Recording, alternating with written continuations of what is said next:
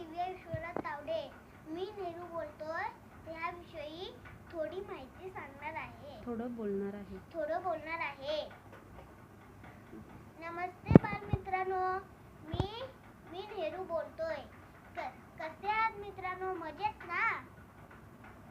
काय म्हणताय? नाही मला माहित आहे. याचे कारण कोरोना आहे ना. या कोरोनामुळे शाळा बंद,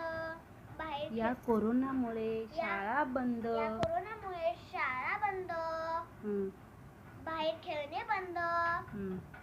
दिवसभर घरात राहून कंटाळले ना, म्हणूनच मी तुम्हाला भेटायला आलोय. तुम्ही सर्वजण मला प्रेमाने चाचा म्हणता ना. जसे या कोरोनाने साऱ्या जगाला छळले, तसेच 100-150 वर्षापूर्वी या इंग्रजांनी आपल्या भारत मातेला छळायला सुरुवात केली होती.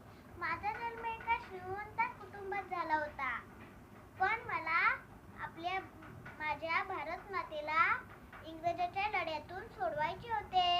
म्हणून मी या स्वातंत्र्य लढ्यामध्ये भाग घ्यायचे ठरवले.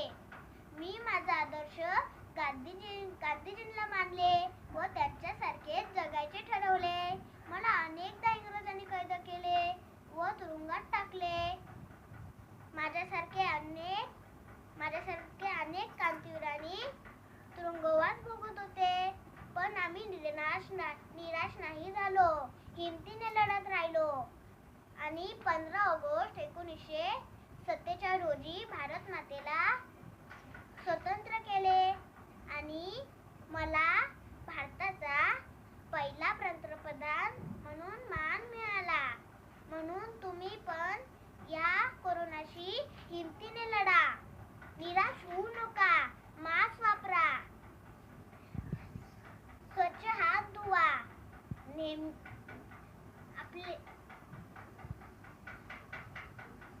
आपले गाव, आपले घर, आपली शाळा, आपले शहर स्वच्छ ठेवा.